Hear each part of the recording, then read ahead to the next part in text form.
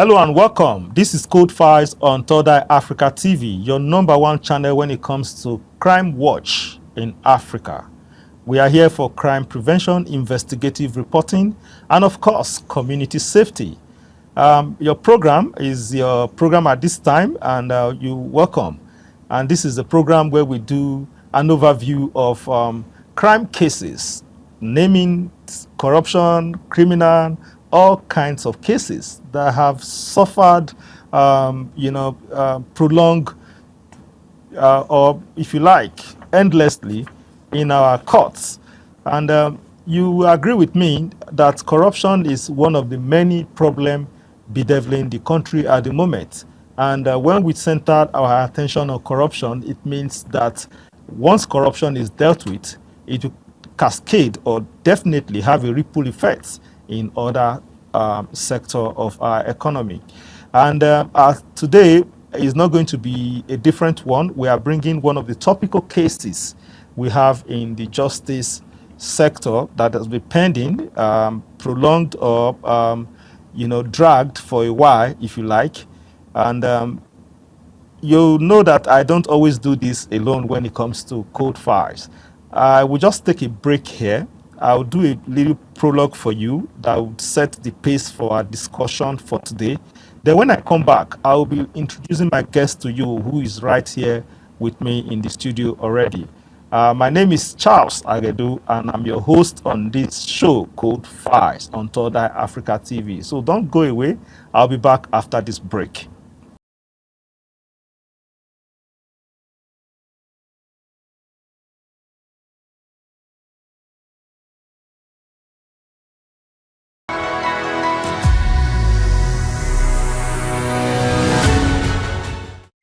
It was in George Orwell's classic novel, Animal Farm, that the notion was popularized that some animals are more equal than the others. In contrast, human societies are founded on the principle that all citizens are equal before the law. However, some analysts argued that Nigeria increasingly mirrors the satirical world of that novel, particularly in the prosecution of high-profile individuals accused of fraud and corruption, where justice is often perceived as selective rather than uniform. One of such high-profile corruption cases is the alleged fraud and corruption involving Abdullahi Umar Ganduje, former governor of Kano State and national chairman of All Progressive Congress (APC). One of the allegations leveled against Ganduje is the Dala Inland Dry Port fraud of 4.49 billion naira. Ganduje and his two sons are accused of misappropriating 4.49 billion naira intended for the state equity in the Dala Inland Dry Port project. They allegedly transferred state-owned shares to private entities under fictitious names. Bribery and diversion of 57.4 billion naira. A separate lawsuit filed in 2024 alleges the diversion of 57.4 billion naira from statutory allocations for Kano 44 local governments.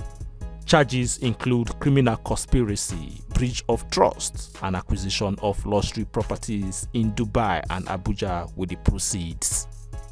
COVID-19 fund misappropriation.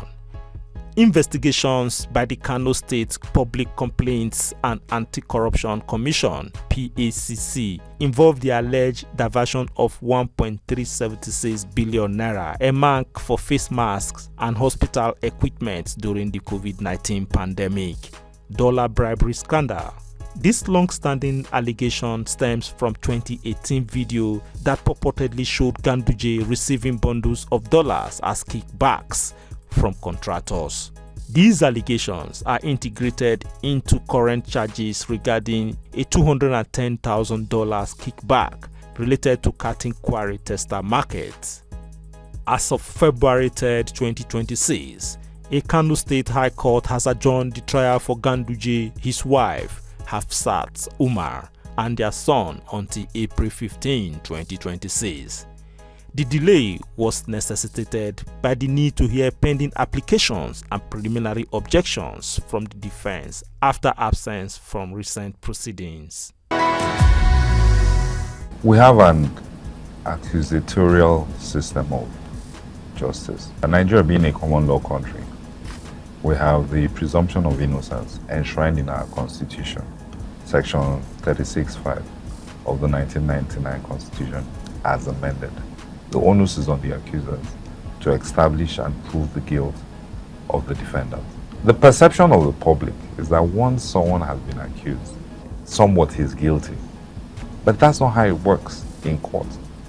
Once the person has been accused or charged or alleged to have done something, he doesn't really need to do much. It's he's accused that needs to do. But in the court of public opinion, people think corruption cases, he's been charged, he's been accused.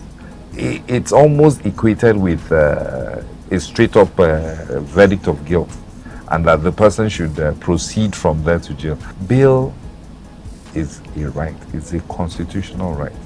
Now, if someone, the presumption of innocence, acts in someone's favor, why should he even proceed to prison pending the determination of his bail? If you presume he is already innocent and you have not established his guilt, why do we have this, it's almost a rite of passage that once you're charged, they would have to take you to prison and then keep you there for a week or 2 weeks until the judge can consider your bail application. Why do we do that? Inmate population, the correctional service of about 80,812, and 64% of those, over 64% of those are awaiting trial inmates. You can imagine the burden on the justice system to process all these things for all kinds of crimes, from the high profile to the smallest crimes. And you have challenges, not just with the law enforcement agencies, you have challenges with the court systems. You have inadequate infrastructure, there are not enough court halls. You don't have sufficient personnel. You have overburdened dockets. In some cases, you see 20 plus cases where a judge starts sitting from 9 and by 3, the judge is still not done. It's actually a miracle that we can do as much as we really do. Nigeria has shown a determination. Successive administrations have always tried to prosecute cases just to try and show that they are serious about stamping out corruption in the country. It will be difficult to infer political interference, but maybe in the institution of the cases, political interference is never overt. If it exists, it will be very covert. It will be something that is behind the scenes. It's not something everyone can see.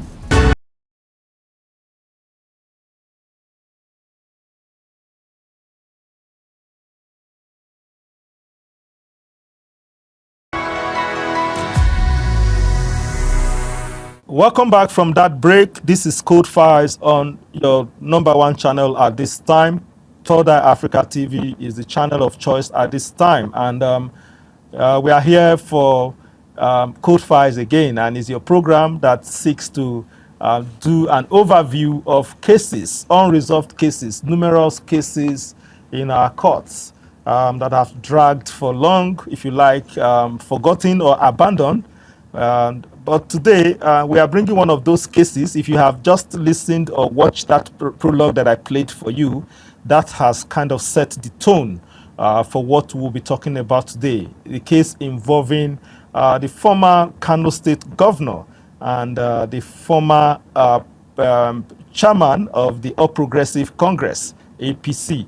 And I'll be doing that with a guest with me in the studio who has find time to join me. I have been on him for a while. You know how it is with lawyers and busy schedules.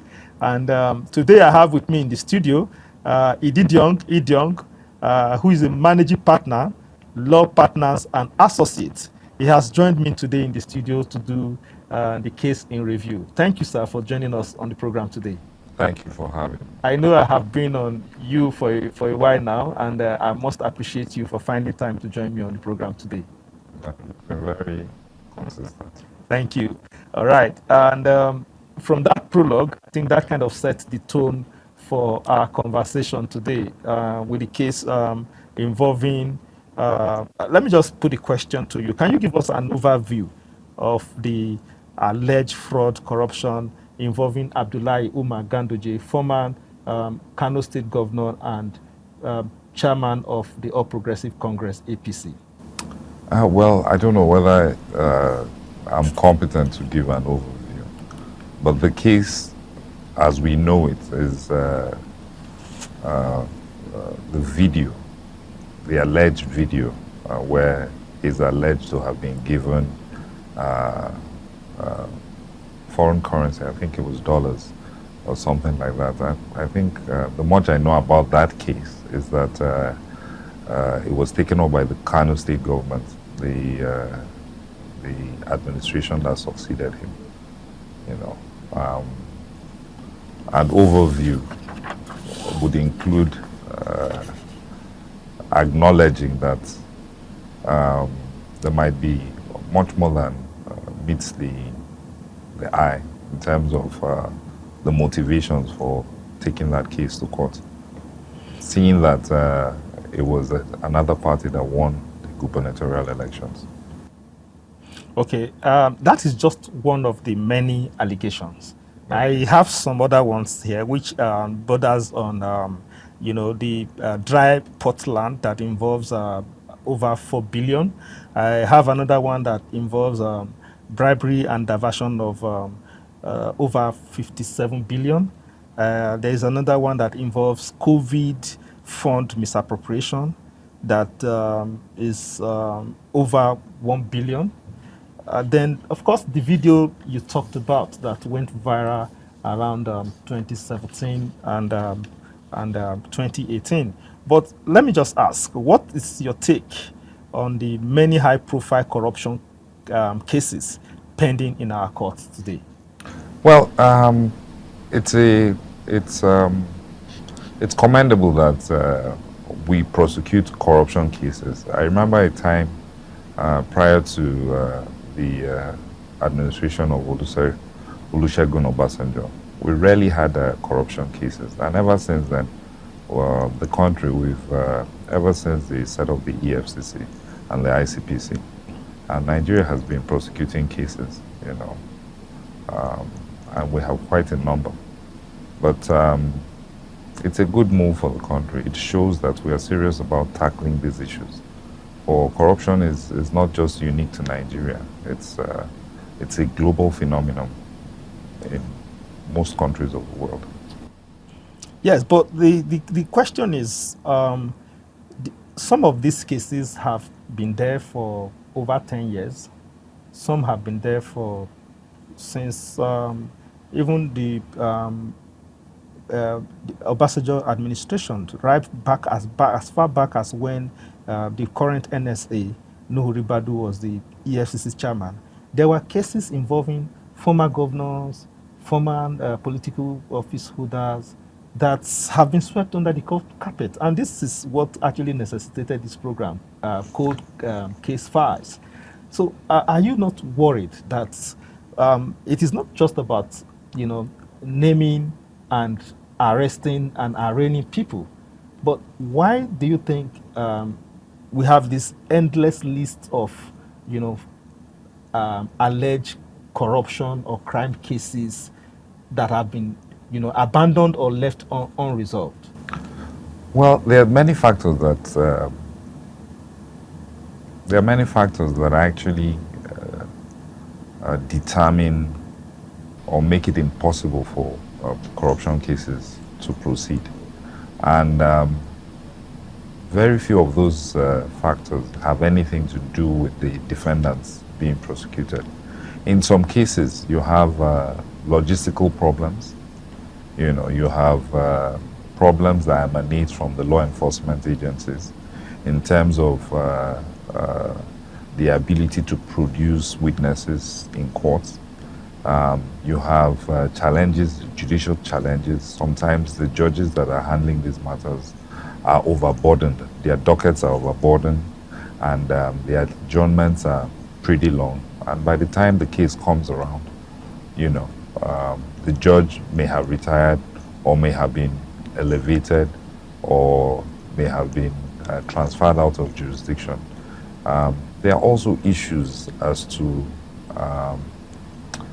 infrastructural deficiencies in the system.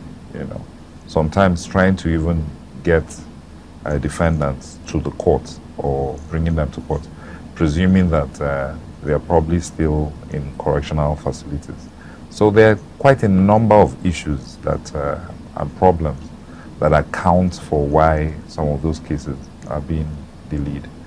Not necessarily because there is no political will to prosecute them. I think Nigeria has shown a determination.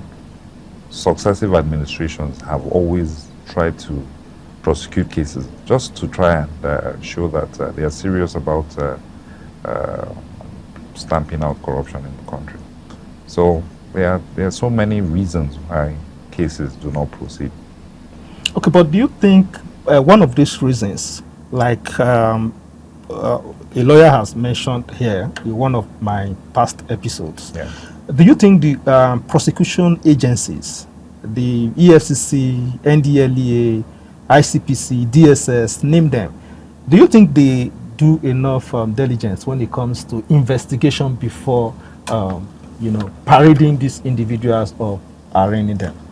You can't paint everyone with the same tar brush. You know, on a case-by-case basis, there are cases that are properly resourced and investigated, and there are some cases that are poorly investigated. There are cases that it takes resources to do a good investigation. To do a good investigation might require travel. It might require getting documents from jurisdictions outside the jurisdiction where the crime is alleged to have occurred. It would require getting witnesses, and there's so many things that would consume resources. And sometimes when these agencies are not well resourced, it may have an impact somewhat in the outcome of the investigation or the product or what they produce, you know, based on it. So if those agencies are well resourced, if you fund the police, if you fund the ICPC, you fund the EFCC, and you give them what they want, what they require to do, I think they will do a good job. So far, these agencies have, with the resources available to them, they have done quite well. Okay, but let me just ask you, I want you to be honest with me on this. Do you think there is political interference in terms of prosecuting high profile corruption cases? In some cases, yes, there is, but it's difficult to tell. There are some cases that you might perceive you may perceive political interference, but there are some cases it's difficult to tell, you know, which cases have are influenced politically. It's difficult to tell. The reason I say this is that facts are stubborn. If a case comes up where a judge is handling a particular case, and the facts as put forward in that case are clear, they are forthright, it will be difficult to overlook those facts and then, you know, hand out a judgment in you can't say ignorance of the facts. If the facts are clear that a crime was committed. So looking at the judgment, it's difficult to say it's politically motivated. However, circumstances surrounding the institution of the cases is what gives is what may give rise to that suspicion that the institution, difficult to say from the judgment, from the point of the judgment, because when you read the judgment, you can see that he was analyzing the case of the prosecution, the case of the defense, and all that. There's a template for how these judgments are written. So it will be difficult to infer political interference in this, but maybe in the institution of the cases, it might be something that. Yes, because I was going to. But it's never overt. Okay. It's never overt. Political interference is never overt. If it exists, it will be very covert. It will be something that is behind the scenes. It's not something everyone can see. Okay. Yeah. Yeah, because I wanted to just cite some examples. Yes. Let me just stay with this. The former Kano State Governor, Yes. Abdullahi Ganduje. Yeah. One of the allegations stemmed from 2018. Yes. With the video you talked about, with the purported video, showing Ganduje receiving bundles of dollars as kickbacks from contractors. The video went viral in 2017, but it became an issue in 2018. Why do you think, this has dragged, for this long? And after, the chairman of the Kano State Public Complaint Anti-Corruption Commission, talking about Muhuyi, Remigado, has also confirmed that because they were asking whether it was Photoshop or whether it was AI, then there was the AI has not gone, this to the level we are right now. But a lot of people were, alleging whether it was real or not real. But the authenticity of the video was determined by a forensic, authenticity, as claimed by the Kano chairperson of anti-corruption, agency. So after all of this, why do you think the case is still, the way it is? Well, I think that particular case is overtly political. Okay. That is one of the cases that you can say is political because that case stems from the fallout of the political rivalry between Ganduje himself and his former boss, Kokonso. Okay. So that assertion by the individual you've quoted it remains an assertion which he can only provide to a court. He cannot, saying that does not mean that anyone can decide, and because he has said it's authentic, he has to take that to a court and then show that it was authentic. Yeah, but that's one of the many high-profile cases that we had. Like I have dealt with the case involving Abba Kyari and the NDLEA, for example. Yeah. That's also involved a video of Abba Kyari, the former, the commander of the former the police IRT, I guess, intelligence response unit, and we had the similar incident. But I think in the last hearing, the admissibility of that video has been dealt with now. Because a lawyer told me here that it is one thing to have an evidence. It is another thing for the judge to admit if it's admissible by the court. Yeah. But my question here is, with anti-graft agencies coming with all of this evidence, it raised a lot of questions as to the question of political interference as to the individuals involved. Could that be the reason why it is difficult for the court to also admit this kind of evidence? No, not at all. There are rules for admissibility of evidence. Okay, so I caught you in the video. If they do not conform with those rules, then that piece of evidence would not be admissible. There are rules for that. Those rules are not. They do not lie in the heart or in the mind of the judge. They are rules based on our Evidence Act for admissibility of evidence. If it does not conform with those rules, then it's inadmissible. So okay. It's not. You see, there's something about the court of public opinion. Okay. The court of public opinion. You have a lot of amateur lawyers that think that a case is clear cut. It's a slam dunk. It's this thing, and then that's it. Once there's evidence. That's what they think. Okay. Once there is evidence. Okay. However, that thing you call evidence, you could go to court and then find out that that kind of evidence is not based on the rules of admissibility. That evidence cannot be produced in court. There are things that there are rules that determine what is admissible and what is not what is inadmissible. Inadmissible. Okay. I think we'll just take a pause here Yes. and take a quick break. Yes. When I come back from this break, we are going to move our attention to public perception, because you have just mentioned something now that will just set the tone for our next part of the program, which is talking about public perception about the judiciary itself. Yeah. And you'll in the last few months, we've had issues after the NBA press release talking about public trust being eroded in the judiciary, that they are worried, and even with lawyers that are hell bent. There was even a statement between the NBA chairman and the EFCC back and forth on the credibility of lawyers defending corrupt officials and all of that. There was a backlash between. I don't want us to go into that, but I just want us to come back from this break. Then we'll focus on public perception about the judiciary.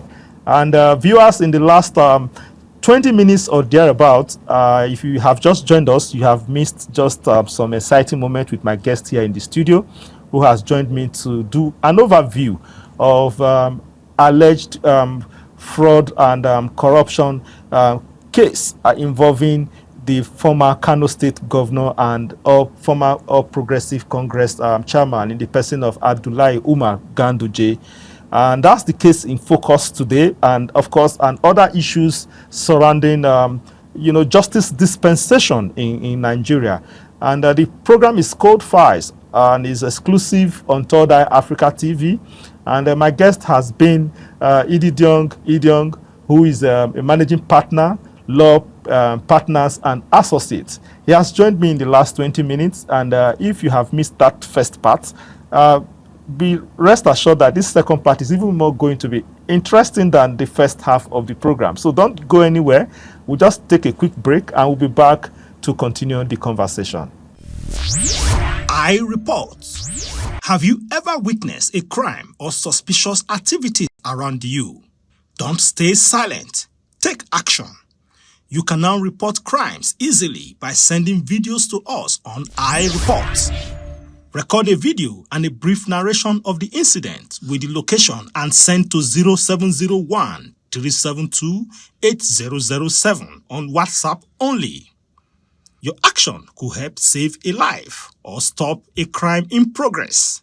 Stay alert, stay safe, be the voice, take a stand. I report only on Third Eye Africa.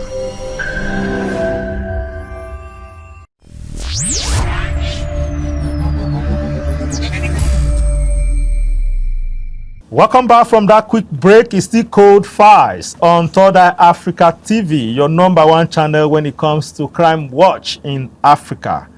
This is where we are concerned with crime prevention, investigative reporting, and of course, community safety.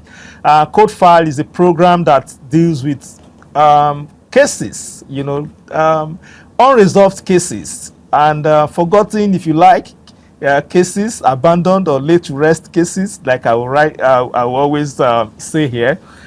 And we try to bring them up and, dust them up, look at it from the two sides of the coin, possibly take a look at it from the edges of the coin as well, to find out where are we getting it wrong in terms of justice dispensation in Nigeria.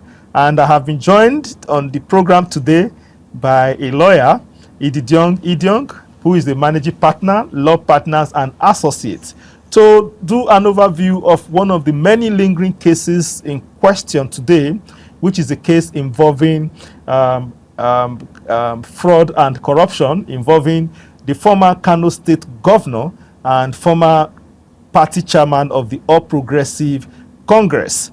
And that case is still on, and it has been adjourned sometimes in April this year, if I'm correct, yes. So, and we are just here to do an overview of since the onset of the case and other issues surrounding delay in justice dispensation.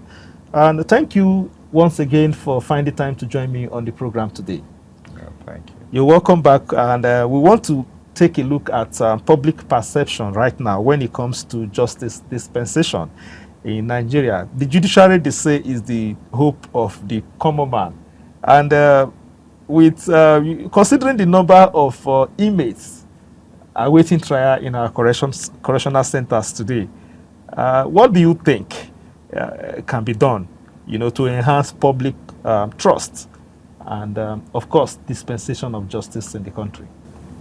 Because when we are talking from one angle, we always talk about the high profile corruption. So many of these high profile, they don't end up in awaiting trial, they don't end up in remand. And even when they are ordered to be remanded, most times they get their bail instantly, and the conditions, no matter how high it seems to the common man, is always, met within a twinkle of an eye, and before you know it, they are free. I'll give you an example. For example, in 2024, December 2024, Yaya Bello was ordered to be remanded in Kuje by Justice Aneni of Mariani Aneni of the FCT High Court. And 2 days later, on the 12th of December that same year, he was brought to the FCT High Court, the Federal High Court, because multiple charges were filed against Yaya Bello. And he was granted bail by the Federal High Court. And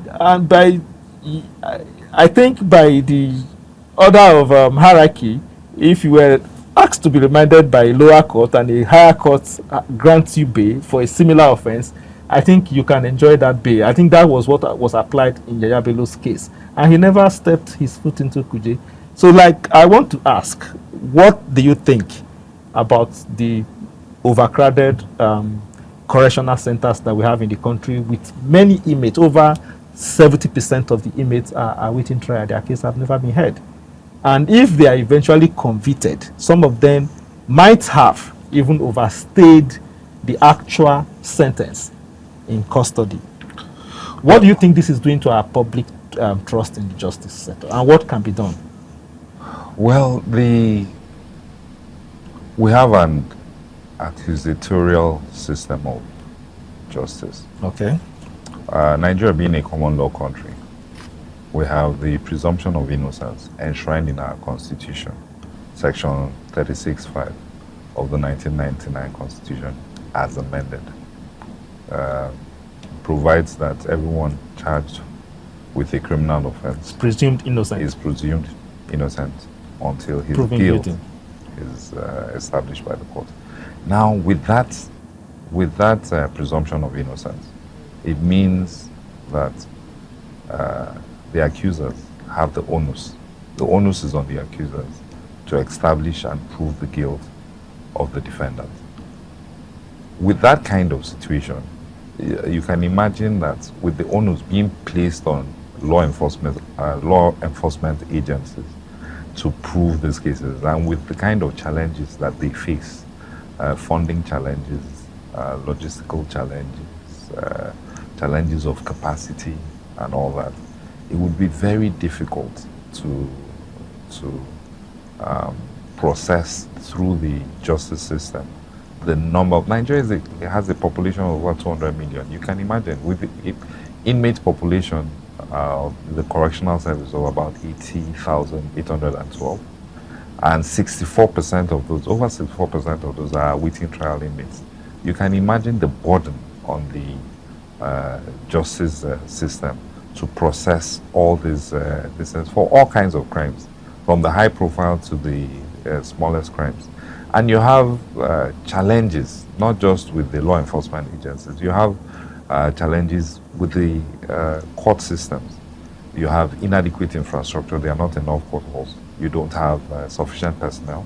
You have overburdened dockets. One judge would handle, in some cases, I've been in court when I've seen the course list for the day, and you see 20 plus cases where a judge starts sitting from 9, and by 3 the judge is still not done, hearing cases. So with all the kind of challenges you faced by this system, it's actually a miracle that we can do as much as we really do. First, the major problem we have is section 36. It's really not a problem. It's probably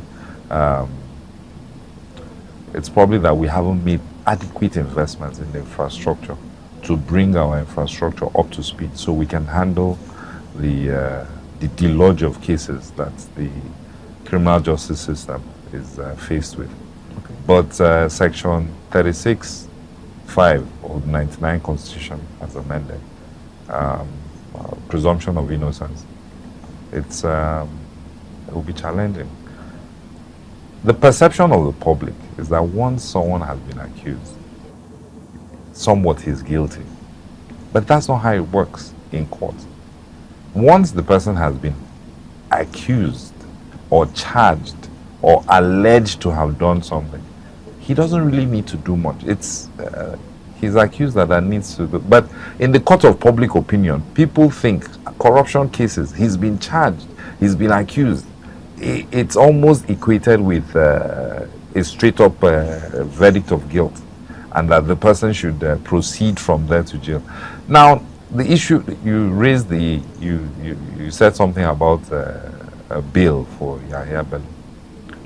Bail is a right. It's a constitutional right. Now, if someone, the presumption of innocence, acts in someone's favor, why should he even proceed to prison pending the determination of his bail? If you presume he is already innocent and you have not established his guilt, why do we have this? It's almost a rite of passage that once you're charged, they would have to take you to prison and then keep you there for a week or 2 weeks until the judge can consider your bail application. Why do we do that? Okay, I'll answer you. Yeah. The reason is the public perception. The reason Yeah. why it's like that Yes. is what is good for the goose is ought to be good for the gander. Why is the same thing not applicable to the common man who is kept there for years? A man was just released after several years Yeah. of a crime he knew nothing about, Yeah. and he's asked to go home after spending a chunk of his years in detention. How do you compensate a man like that? Okay, so Why is it difficult for us to apply the rules we apply to politicians in terms of granting bails, not being remanded, to the common man who just probably had a stolen phone sold to him? now, like I pointed out to you, bail is a constitutional right. An individual has been charged with an offense. He's alleged to have committed an offense. The presumption of innocence kicks in his favor. The question now is, why must he go to jail pending when his bail application is heard and determined by the court? That's a pertinent question, because in a lot of cases, some people that are sent to prison to await the determination of their bail application sometimes end up staying there because subsequent to that, after bail was granted, they couldn't meet the bail conditions.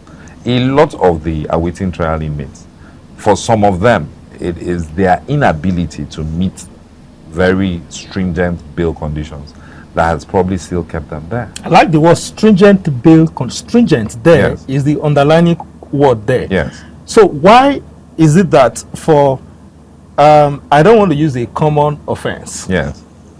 but there are some high profile corruption cases Yes. that we've seen very soft condition when it comes to bail. But for the common man who makes up the 65% or 100, 64%. yeah, or who makes maybe like 45 out of the 64% that we have as inmates awaiting trial, they don't seem to enjoy that kind of soft condition that this high profile in quotes enjoys. That is the public perception. So the public, It's not just about once a man is accused, he ought to be jailed or Yeah. he's guilty, but they also weighing the scale, because the symbol of justice is a scale that ought to maintain a balance. So there seems to be imbalance between the high profile cases and the low profile cases. this is an opinion. My opinion is that for the high profile cases, the defendant has more to lose if he does not face his trial. Okay. So he is rarely a flight risk. In some exceptional cases, the individual might be a flight risk. But for cases that are much lower the priority list, they are not high profile. Sometimes even the investigative authorities, law enforcement agencies, the effort it took them to not just investigate, but to arrest or bring the alleged offender into custody. The defendant had shown by his previous actions that he was a flight risk, and that's why sometimes bail conditions are made stringent when there's a likelihood that the defendant might take to flight. Okay, let me just ask you this. Yes. What is your assessment of the fight against crime by the Tinubu-led administration? Your honest assessment. My honest assessment is that the president he's been pushing very strongly for state police. You realize that apart from FCT, the federal government is only in control of FCT. You have 36 states and you just have FCT. In terms of a jurisdiction that is exclusively the federal government, Abuja is just the only jurisdiction that is exclusive. So you're talking about crime. Crime in the states, crime in local government, crime in all our communities are virtually... And also corruption is also a crime. Yes, it is. But like they say of politics, crime is local.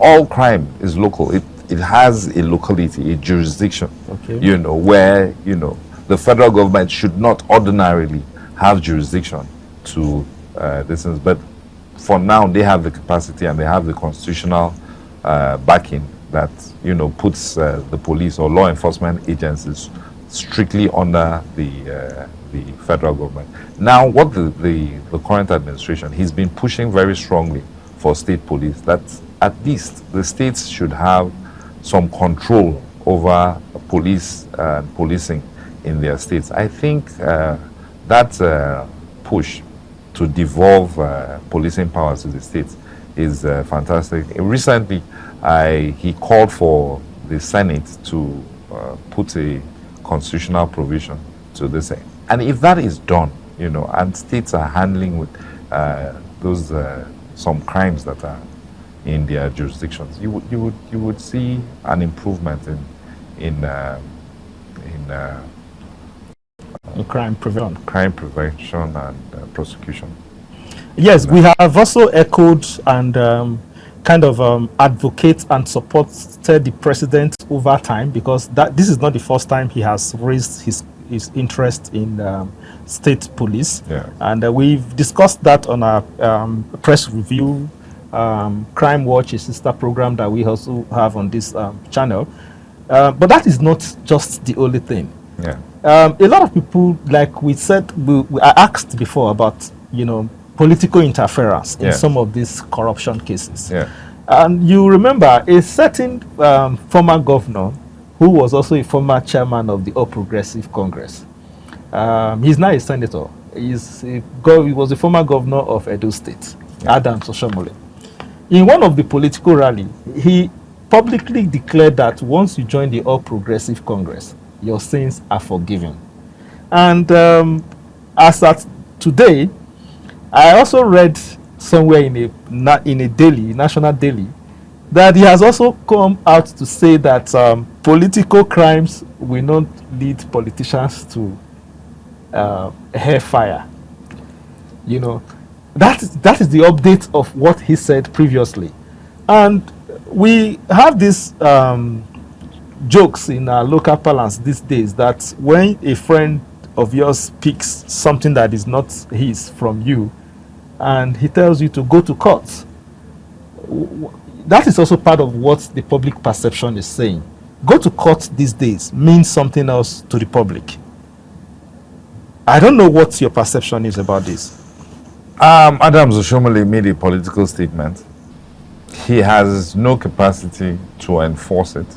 He is neither the chairman of EFCC or ICPC. Neither is he the chief judge of the chief justice of the Federation. He made a political statement. Ever since he made that political statement, it has not reflected in the prosecution of, I have not seen, to my knowledge. Can I give you one example? Yeah, go ahead. Okay. Okowa was alleged to have diverted the derivation fund, 13% derivation fund meant for Delta states, to personal investment. Okay. And Okowa moved with his successor and the entire structure of PDP in Delta states to APC. And since then, that is the last we've heard of Okowa versus EFCC in alleged 1.3 trillion naira corruption. I can name it on and on for you. Thank God you said alleged. Yes, alleged. Yes. Alleged means that prosecution and trial should take place, right? Who made the allegation? The EFCC made the allegation. Okay. And he was detained in Port Harcourt before he was later granted bail after he deposited his international passports. And after he moved to the All Progressive Congress, that case was laid to rest. Do you know how many people are invited by EFCC, detained by EFCC, and it does not result in prosecution? Yeah, why? Because in some cases, the evidence is not sufficient to proceed to court.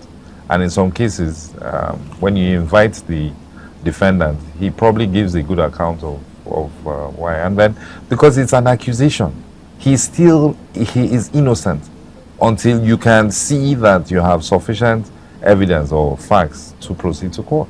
There are so many reasons why a prosecution would not proceed, and you cannot second guess the EFCC. You can only find out from the EFCC why they did not. But second guessing them to sit down yes, here. Yes, it is not just the EFCC. Yes. All other prosecution agencies. Like which other ones?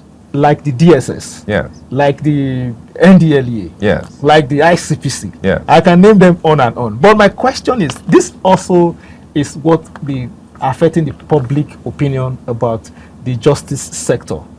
You know, it's standing in tripod. We're talking about the prosecutions agencies. Yes. We're talking about the justice sector. Yeah. And we're talking about the executive's interference in prosecution. Yeah.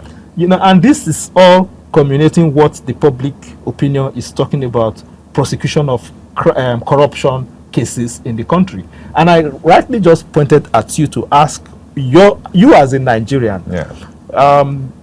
When people mockingly tell people go to court, what does that mean to you?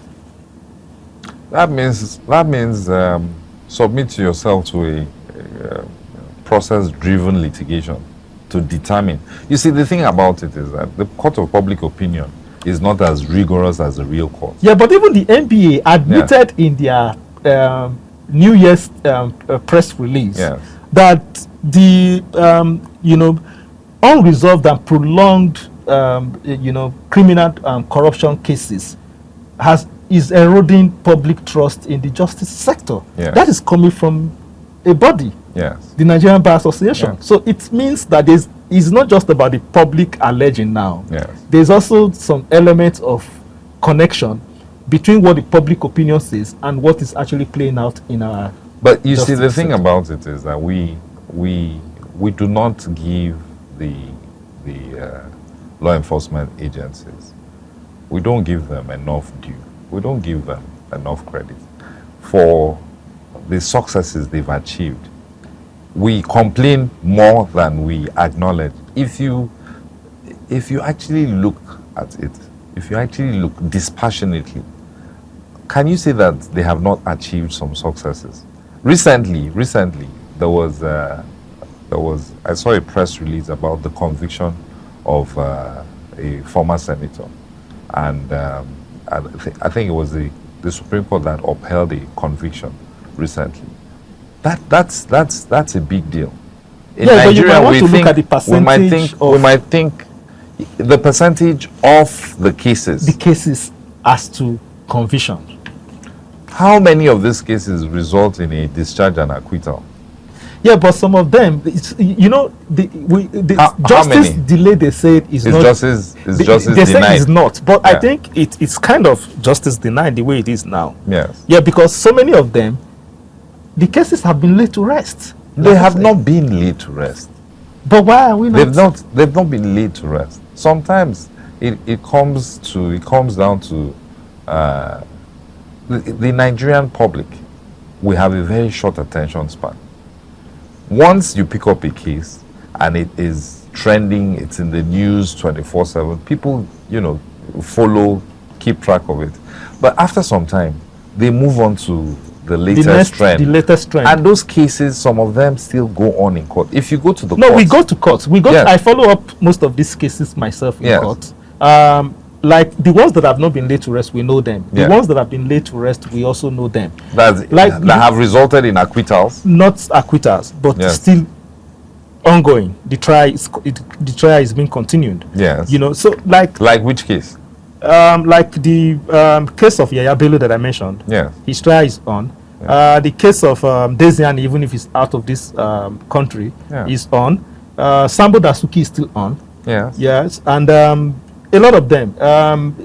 Stella Udua was kind of laid to rest at some point, and it just resurfaced. Like you mentioned about the interference in Kano State when it has to do with a principal and a successor being in a different political party. Don't you think that is also playing out in the center when it comes to? No, I don't see that. I don't see that. You don't. I don't see you that don't believe there's in selective trial. No, because the names you have just called now, I think they're still members. Some of them they say are members of the ruling party. Some of them are not in support of this administration. But some of them are members of the ruling party, and their cases are still going on.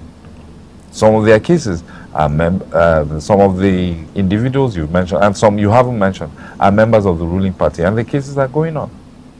So the truth about it is, it actually cuts both ways. There are some that are, you could perceive they are members of the opposition, but there are some that are members of the ruling party. So it's difficult to say that there is, but under a certainty. different administration. Under a different administration. Yes. Now, Yeah, because you could be a member of a ruling party, yes, and your loyalty shifts from one administration to the other. You will also agree with yes, me on that. yes. That might be And this that thing. can also influence the witch hunting that people talked about. Oh yes. Okay, so now we're going to wind down now. Yeah. But I want to ask you what your recommendations are in terms of improving, justice delivery in the country.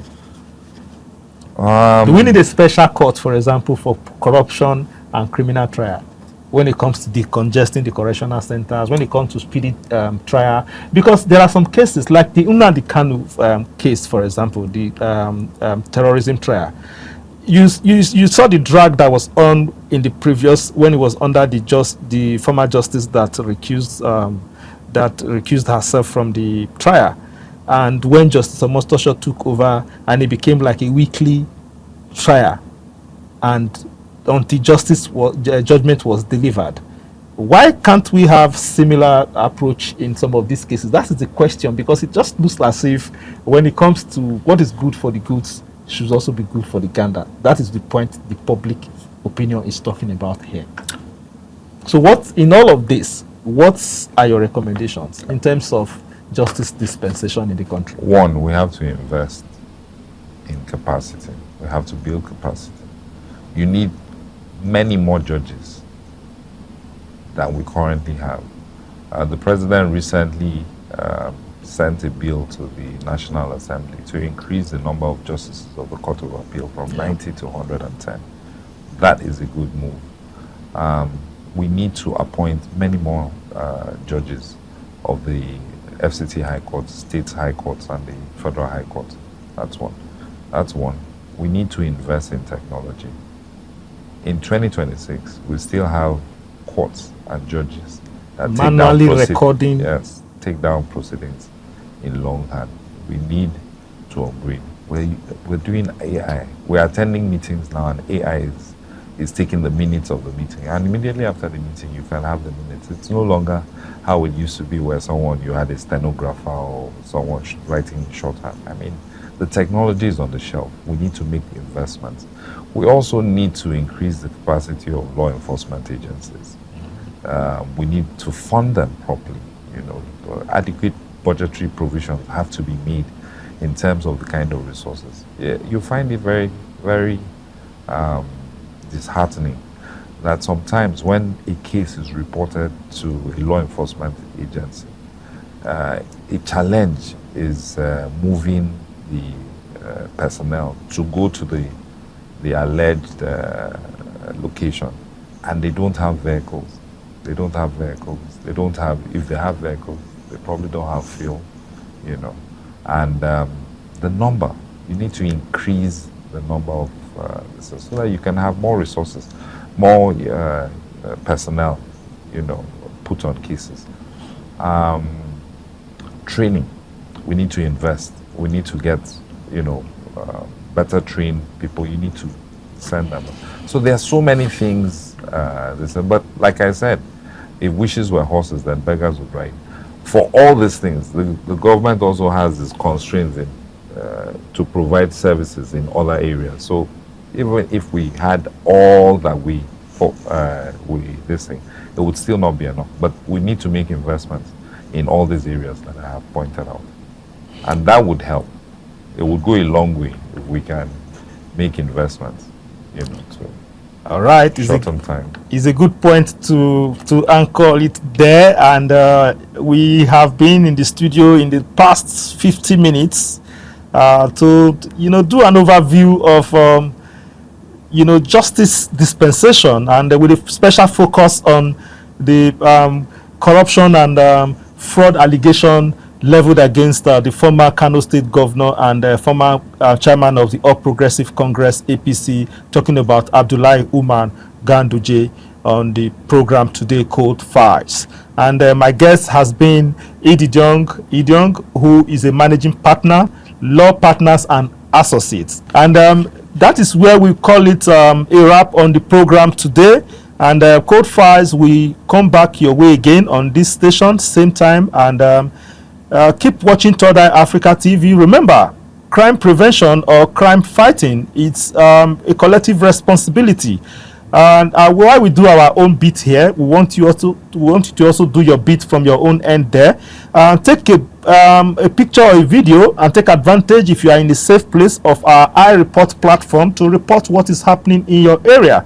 And if you have joined us from from the half part or from the beginning of this program, what we have resolved here today, some of the recommendations, we need to involve the use of technology, manpower, training, capacity building, infrastructure, and we should support the fight against corruption and against crime. And while the executive is doing their own from one end and the judiciary is also doing their own from the other end, and the anti-graft agency, of course, the legislature also have to put their ass together in terms of enacting on enabling laws that would support the president's agenda in terms of combating crime in the country.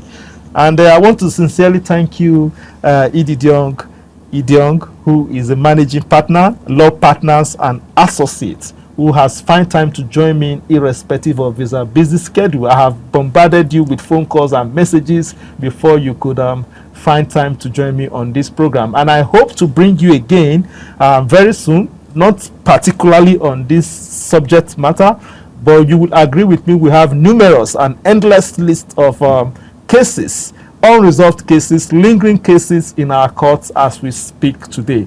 So definitely we are going to bring you back some other time to pick another case and do an overview and review and make recommendations as to how we can better improve our justice dispensation in Nigeria. I want to sincerely thank you for your time today. Thank you for having me. And that is where we're calling it a wrap on the show today.